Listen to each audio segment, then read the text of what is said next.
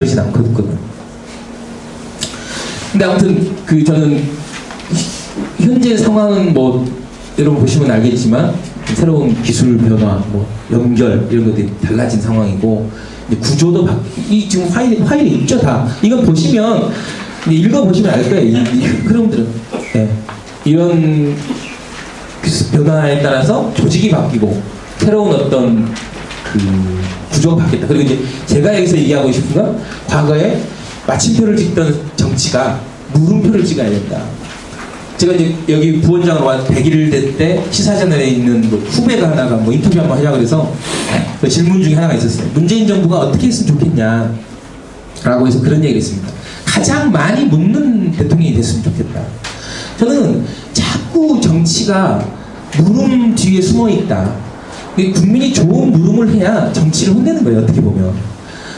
공무원들도 자꾸 마침표를 찍으려고 그래요. 그리고 그러면 이건 어떤 문제를 해결하는 겁니까? 본질적으로 물어보면 잘 몰라요. 물음이 없이 시작했기 때문에. 기계적으로 그냥 찍어내는 거기 때문에.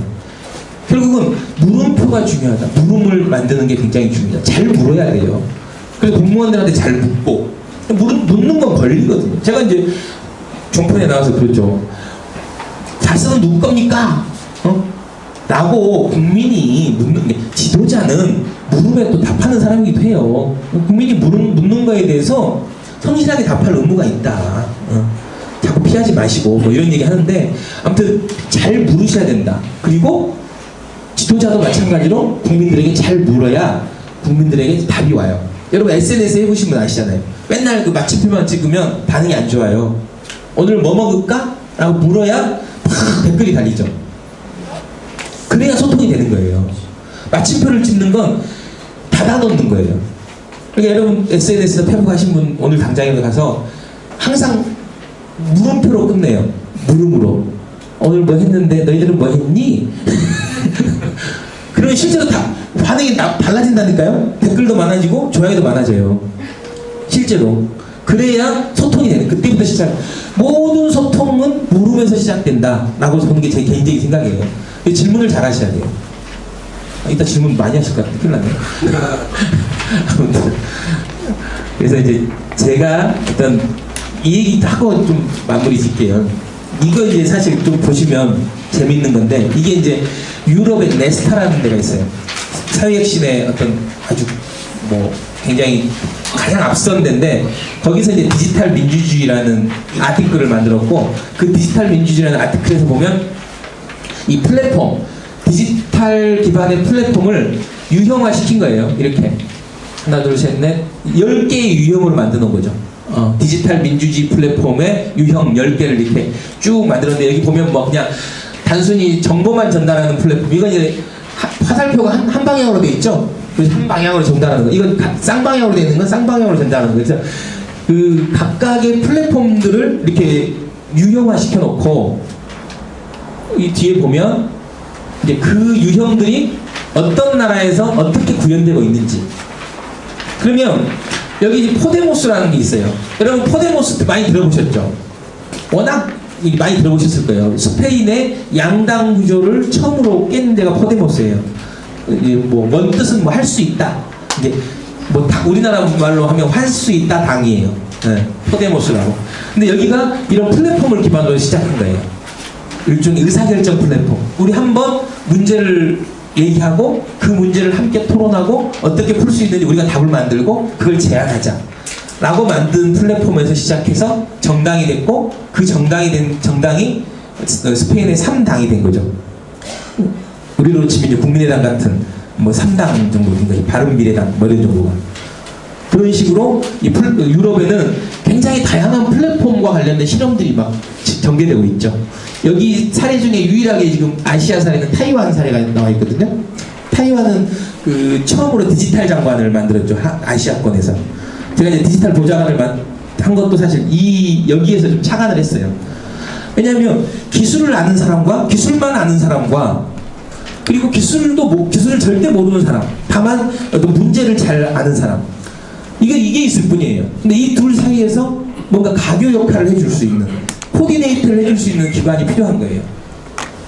기술과 사회혁신, 그래서 기술을 통해서 공공의 문제를 해결할 수 있는 상상력을 연결해 줄 수 있는 일종의 코디네이터가 필요해서 제가 이제 디지털 보좌관이라고 이름을 지어서 제가 많이 했던 기억이 나는데요. 타이완은 정부 기관에 디지털부가 있어요. 디지털부 장관이 하나 있어요. 이것도 여러 가지 이제 사례들이 들어가 있는 거고요. 그래서 이제 이런 플랫폼 민주주의를 구현하기 위한 핵심적 가치는 뭐냐? 아까 제가 말씀드렸듯이 공개하고 공유해야 된다는 거예요. 공개하지 않는 것은 의지가 없는 거예요. 그냥 이렇게 하고 있다라는 걸 보여주는 거예요. 그 의지가 이게 굉장히 중요한 덕목이라 봐요. 저는 제가 아까 얘기했던 사회혁신 민관협력위원회 위원장을 하고 있는데 거기가 행안부 산하거든요. 행안부 김부겸 장관이 이제 만들어 놓은 건데 거기에서 맨날 하는 게 그래요. 사업하려고 하지 마라. 사업보다 중요한 게 이 정보 공개 투명화하는 거. 공개해라. 박근혜가 안 했던 거 해라. 그것만 해도 상당한 진전이다. 대한민국 정부가 가장 어떤 정보 공개, 투명성 이거에 가장 앞서 있는 나라가 됐으면 좋겠다. 그게 혁신이다. 정부 혁신은 아무거 할 필요 없다. 그걸 통해서 국민들이 그 데이터를 가지고 또 새로운 것들을 만들어내거든요. 근데 이제 사실 공직에 있는 사람들은 뭔가 성과를 내야 된다고 생각해서 자꾸 사업을 만들려고 사업을 지금 여전히 지금 사회혁신이 청와대의 수석을 또 하나 만들었죠. 그러니까 문재인 정부 들어서서 유일하게 청와대 조직에서 새롭게 만들어지는 사회혁신 수석이에요. 하승창 수석, 우리 서울시 부시장 했던. 근데 거기도 마찬가지로 저는 그렇게 하고 있는 것 같아요. 사업을 하려고 그래요. 그러지 않아야 된다고 저는 항상 얘기하는데 지금은 사업, 혁신과 관련된 사업을 할 때가 아니라 본질적인 부분들. 왜냐하면 저는 이런 혁신은 교육이나 환경이나 교통이나 우리가 일반적으로 가져왔던 레이어하고 달라요. 정책적 레이어가. 혁신은 그냥 가치 워딩이거든요. 이런 개별적인 정책에 이 혁신적 마인드가 투영돼야 되는 것이지 어떤 하나의 교육과 교통과 보건과 우리가 늘 카테고라이징하는 그 카테고리에 동등하게 있을 레벨이 아니에요. 혁신은 오히려 그 위에 기조 같은 워딩이잖아요. 그걸 이 동등하게 놔서 사업으로 해버리면 굉장히 변질될 확률이 높죠. 이건 서울시 사례에서 제가 배운 거예요. 박원순 시장이 사회혁신 기획관을 만들었잖아요. 사실 전 절반의 성공이다. 의도는 좋았지만 생각보다는 훨씬 더 지금 그것보다 우리가 예측했던 것보다는 훨씬 제대로 결과가 좋지 않다. 저는 그렇게 보고 있어요. 은평에 이제 혁신파크도 있는데 아무튼 그런 게 저는 이제 조금 그 혁신을 지나치게 개별 정책 부서로 만드는 것이 가장 큰 문제였다고 보는 것이죠. 뒤에 보면 이제 여러 사례들이 디지털 시장실 제가 이제 마지막에 만들어 놓고 온 혁신 사례 중에 하나인데 이게 이제 저 나오고 나서 굉장히 많이 주목을 받았어요. 그래갖고 해외 혁신상도 받고 막 그런데 이 개념은 그거예요. 시장이 볼 수 있는 모든 상황 기능을 한 곳에서 보자. 디지털화하고. 그래서 시장실에 이런 큰 판넬이 있죠. 그래서 여기서 여러 이제 레이어가 있어서 예를 교통 상황, 상수도 상황. 이거 옛날에는 다 개별적으로 이제 들어가서 개별적으로 있었어요. 근데 이걸 통합시켰죠. 이게 한 3년 걸렸어요, 사실. 재보궐 이후에 가장 제가 이제 디지털 보좌관을 하고 처음 제안했던 게 이제 이거 한번 해보고 싶다. 라고 했는데, 3년 걸리더라고, 되게. 왜냐면 이제 서로 이게 표준도 다르고 막 그래갖고 굉장히 어려웠던 작업이었는데, 저 3월 7일 작년에 나오고 6월 달에 최종돼서 아무튼 되게 호평을 받은, 디지털 시장들 쳐보면 굉장히 외국 언론에서 호평을 받았던 사례 중에 하나예요. 이게 이제 정보 공개하는 프로젝트, 데이터 공개하는. 이게 굉장히 저는 중요하다고 보는 거죠. 공개, 소통한. 일단은 이게 기본이에요. 내가 가지고 있는 것을 다 공개한다라는 게 기본이다. 이건 쭉 보시면 될 거예요. 개인적으로는 이것도 사실 엄청난, 이게 이제 어떤 거냐면, 여러분 진짜 아셨으면 좋겠는 게, 서울시는 매일매일 수입과 지출이 공개돼요. 인포그래피로, 그것도. 어느 시도는 엑셀로 공개하는 데가 있더라고요. 그 정도까지는. 엑셀 그냥 원 파일 공개돼요. 그럼 얼마나 불편합니까, 보기가. 근데 서울시는 매일매일 이렇게 인터랙티브한 인포그래피라고 그래갖고 그날 썼던 돈이 다 이제 이렇게 공개가 돼요. 수입도 공개가 돼요. 모르셨죠? 이게 그 사이트만 들어가면 있어요. 이게 제정시계라고. 이것도 전 세계적으로 1000만 도시가 이렇게 하는 거 공개하는 건 거의 유일무이해요. 제가 봤을 때는. 근데 그건 쉬운 거예요. 왜냐하면 재정과가 있고 그 재정과에서 수입과 지출이 매일 잡히잖아요.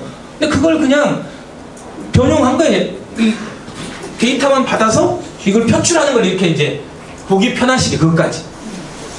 그냥 보통은 그냥 그 파일로 그냥 넘겨버리는데 그렇게 하고 있는.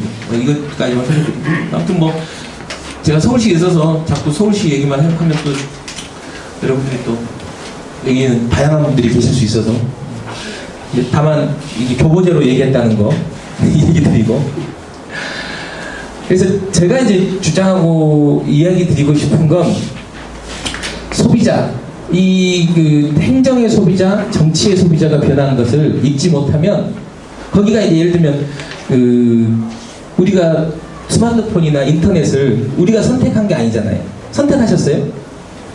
저도 선택하지 않았다고 보거든요. 그냥 어떤 그 흐름에 내가 그냥 이끌려간 거거든요. 큰 흐름에. 저는 이제 갈 수밖에 없는 길이다. 직접 민주주의나 새로운 기술 변화를 지금 우리가 갖고 있는 대의제와 접목시켜서 좀 보다 나은 어떤 문제 해결 방식으로 만들어가는 것은 우리가 갈 수밖에 없는 길이다. 그러면 그것을 어쩔 수 없이 수용하느냐 아니면 좀 더 주도적으로 기획해서 수용하느냐. 그 두 가지 선택이다. 저는 그래서 좀 더 주도적으로 선택하자. 그리고 그걸 놔야 우리 여러분 기업이 얼마나 영악합니까? 마치 옛날부터 소비자를 존중했던 듯이 하고 있는 거죠.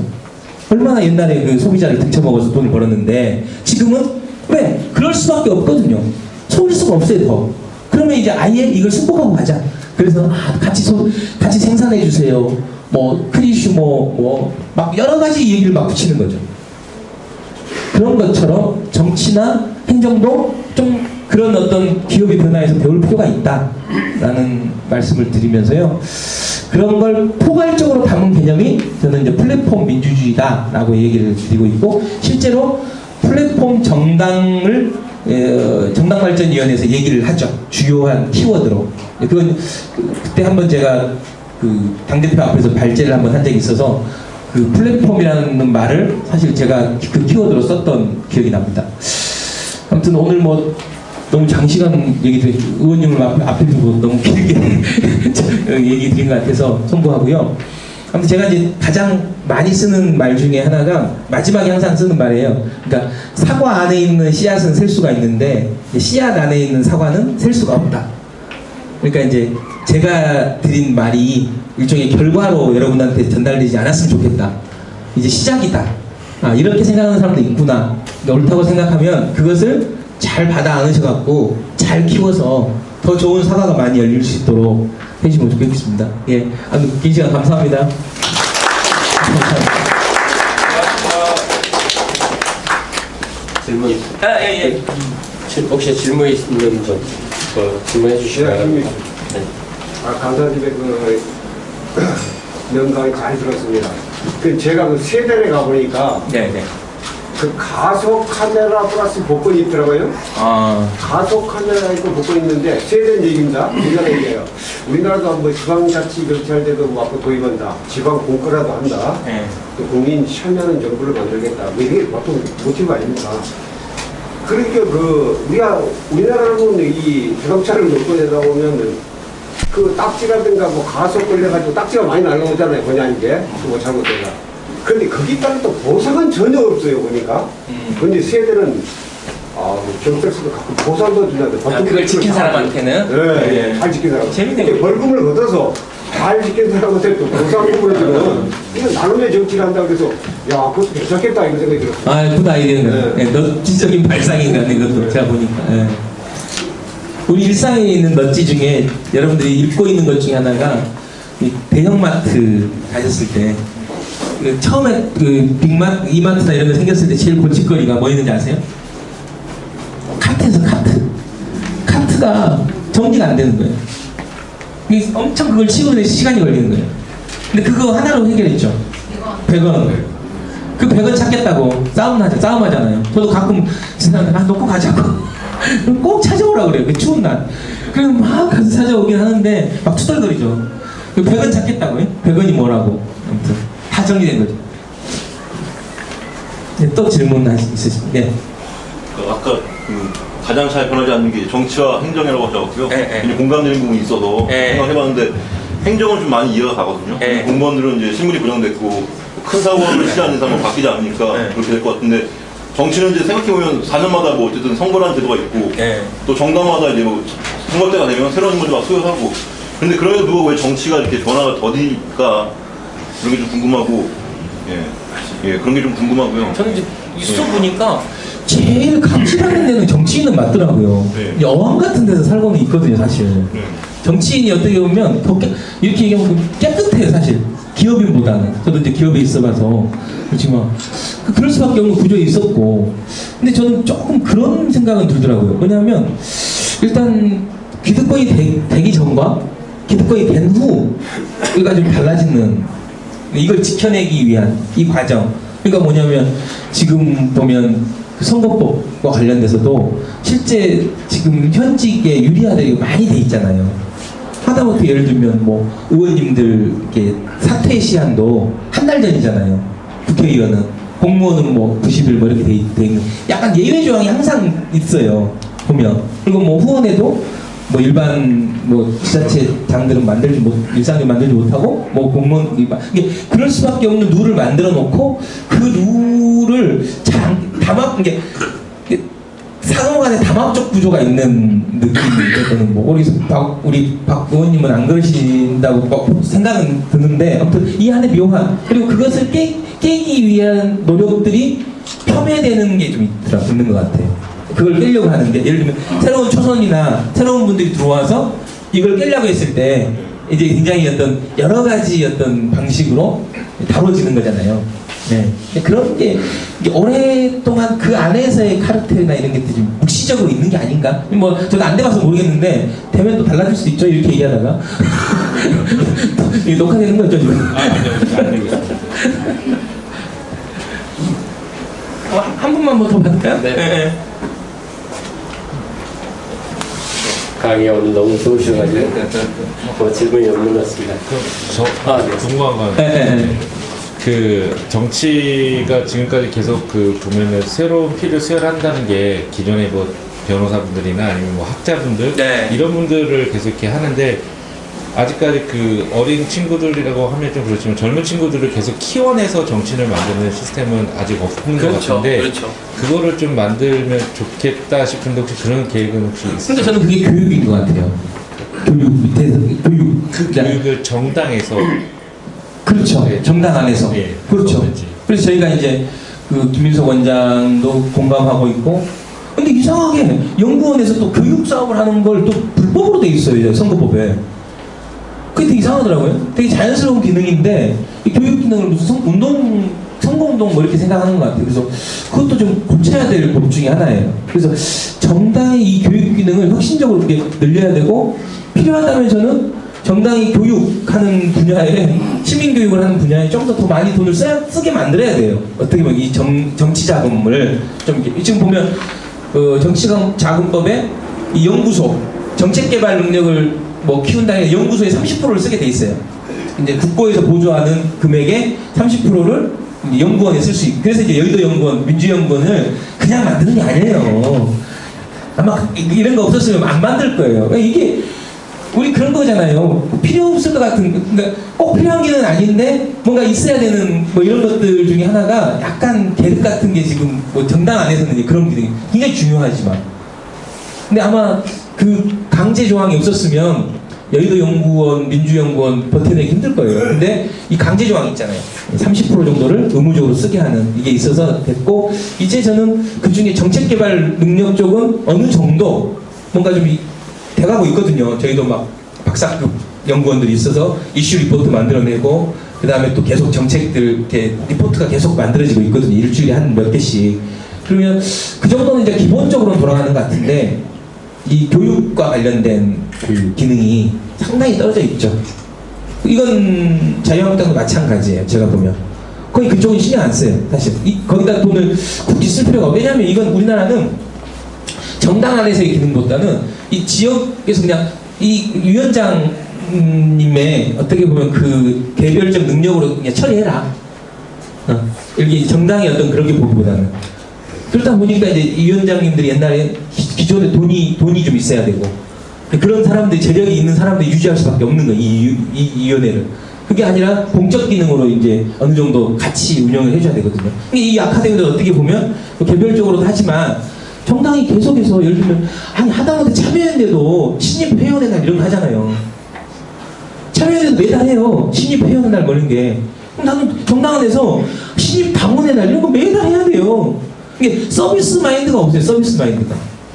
와서 보니까 모아놓긴 하는데 맨날 그때만 이제 모으라 그러는 거 막 투표할 때만 일상적으로 뭔가 이 사람들이 같이 모여서 뭔가 경험을 공유하고 뭔가 같이 뭔가 해내고 그렇게 일상적으로 가다가 뭔가 돼야 이제 뭔가 그게 되는 건데 이게 약간 저는 그런 건 좀 아쉬운 부분이 있더라고 와서 보니까. 근데 선뜻 누가 하려고도 하지 않아요. 이게 태생도 안 나나 봐. 그럼 하면.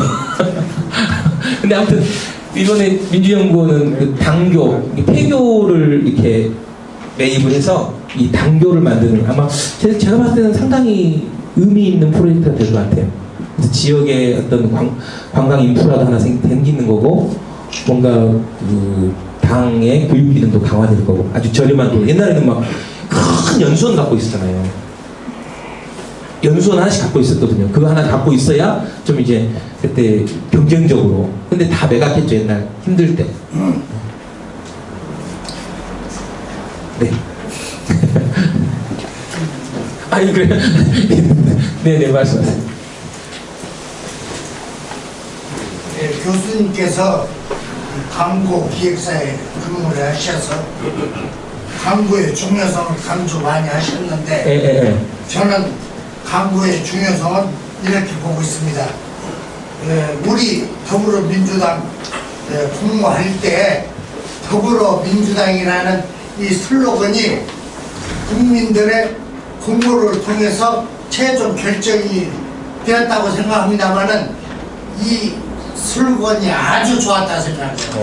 더불어민주당은 사회, 복지, 환경 모든 것이 서비스 더불어 정치에 참여한다는 뜻이 내재가 돼 있고 예. 두 번째로서는 아까 막 미원과 미풍에 말씀을 하셨는데 저 어렸을 때 미풍과 미원 치열한 경쟁을 했습니다. 그러면 미원이 미풍보다도 영원히 이긴 이유는 맛 자체도 자체입니다만 신선로표 요리 중에 최고 고급 표시가 신선로입니다.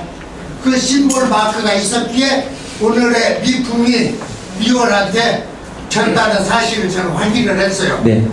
그래서 우리 당원들 모여 있는데 6월 13일 날 우리 기자재 선거가 있습니다. 더불어민주당이 못지않는 우리 국민들 5천만 국민이 각인이 될 수 있는 유세에 한번 얘기하면 쏙쏙 각인이 될 수 있는 표를 하나 부탁드립니다. 알겠습니다. 열심히 하겠습니다. 강의를 한번 더 해주셨네요. 오늘 강의 괜찮으셨습니까? 네. 영상에 걸맞는 오늘 열강을 해주셨습니다. 다시 한번 큰 박수로 감사합니다. 고맙습니다. 오늘로서 저희 국민참여위원회에서 준비한 3강 당원 아카데미를 마무리하게 되었습니다.